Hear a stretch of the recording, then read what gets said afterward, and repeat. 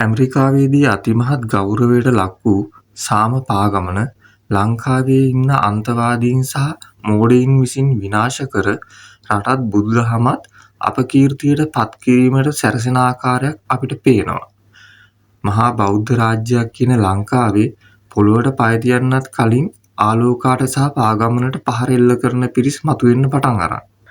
ආලෝකා ගමන් කරන මාර්ගයේ සිටින වීදිසුනකෙන් ඉවත් කරමින් සත්ව හිංසාවක් සිදු කරන බවට ප්‍රකාශ කරමින් ඇතැම් අය විරෝධතා දක්වනවා. බල්ලන් කිහිප දෙනෙකුට වසදී මරා දමා තිබූ බවට තවත් පෝස්ටුවක් පළ වී තිබුණා. එවැනි දේ සිදුවේ නම් අපි ඒ කිසිවිටකත් අනුමත නොකරන නමුත් අපිට පෙනෙන්නට තිබෙන්නේ මේ සංවිධානාත්මක ක්‍රියාවක් බවයි. මෙම පාගමන කඩාකප්පල් කර රට සහ බුදුදහම අපකීර්තියට පත් කිරීමට ඇතැම් කණ්ඩායම් සහ පාර්ශවවලට උවමනා වී තිබෙන බව පෙනෙන්නට තිබෙනවා. ආලෝකා දැනටමත් සහතිකලත් සේවා සුනකයෙකු ලෙස පිළිගෙන තිබෙනවා. ආලෝකාගේ ගුවන් ගමන පවා සිද්ධ වෙන්නේ සාමාන්‍ය මගින් සමගමයි. තවත් තැනක අදහස් දක්වා තිබුණා වීදිසුනකයන්ගෙන් ආලෝකාට හානි විය හැකි බවත් මේ ගමන ආලෝකාව බලහත්කාරයෙන් ඇවිද්දවන සත්ව හිංසාවක් බවත්.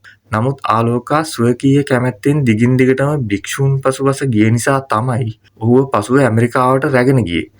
ඇත්තටම කනගාටුයි. මේ වගේ මත අබෞද්ධ රටක් වූ ඇමරිකාවේදිවත් ඉන් පෙර පාගමන සිද්ධ වූ ඉන්දියාවේදිවත් සිද්ධ වුණේ නැහැ. මේ මත පළ කරන ගොඩක් අය පාගමන ගැන කිසිම විමසා බැලීමක් නොකළ අය. වීදිසුනකයන් පාරවල් වල නිදහසේ ඉන්න ඕනේ කියලා ලෝකෙ කොහෙවත් රටක ප්‍රතිපත්ති හදලා නැහැ. නමුත් අපි බෞද්ධ රටක් වශයෙන් සියලුම සත්වයන් කෙරෙහි දයානුකම්පාවෙන් කටයුතු කරනවා. පාරේ ඉන්න බල්ලෝ මරලා පාරවල් ආරක්ෂිත කරන්න ඕනේ කියන දන්ට අපි ඇවිත් නැහැ. නමුත් මේක අවුරුදු 2500ක් බුදුදහම ආරක්ෂා කරපු රටක්. ඒ නිසා ලංකාවට සහ ලෝකවාසී බෞද්ධ ප්‍රජාවටම සුවිශේෂී වැදගත්කමක් සහිත අවස්ථාවක්.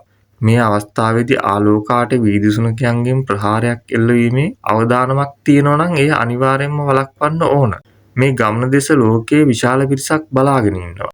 ඇමරිකාවේ දින 100කටත් වැඩිය අනතුරක් නැතුව ඇවිද ගිය සුනකයා ලංකාවේ දින 8ක් යන ගමනේදී අනතුරේ හෙලන්නද කියන්නේ.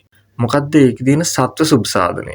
එහෙම වුණොත් ජාත්‍යන්තර ඉදිරියේ අපි හැල්ලුවට ලක්වීම නේද වෙන්නේ? බලු පොරයක් බලලා සතුටු වෙන්න ඕන කියලාද කියන්නේ? නැත්තම් පාගමන එපා කියලාද කියන්නේ? ලෝකෙටම තියෙන තේරවාදී බෞද්ධ රටවල් 5යි. ලංකාව කියන්නේ මේ අතරත් සුවිශේෂී රටක්. බුදුන් 3 වරක් වැඩිය රට. බුදුන්ගේ පිටදුන් බෝධි ශාඛාවක් තවමත් රැකගෙන ඉන්න රට.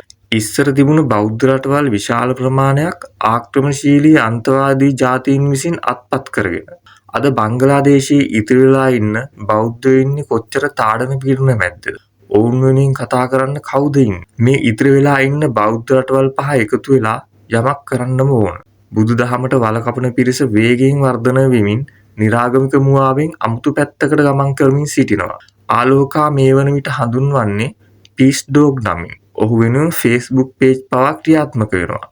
ආලෝකා මේ ගමන සඳහා සහභාගී වන්නේ සංකේතාත්මක සත්වයෙකු ලෙස මිස මෙහෙකරුවෙකු ලෙස නෙමෙයි. සරලවම කිව්වොත් ලෝක සාමය පිළිබඳ සංකේතය ලෙස මේ වන විට ආලෝකා නිල නොලත් පිළිගැනීමකට ලක් වෙලා තියෙනවා. මේ පාගමනින් පසු බුදුන් වහන්සේගේ ධාතුන් සහ ශ්‍රී මහා බෝධි ශාඛාවක් ඇමරිකාවෙත් ස්ථාපනය වෙනවා. බෞද්ධ ඔබ මේ උතුම් මෙහෙවර සඳහා වචනයකින් හෝ අකුල් හෙලා අහක යන අකුසල් රැස් කර ගැනීමෙන් වළකින්න.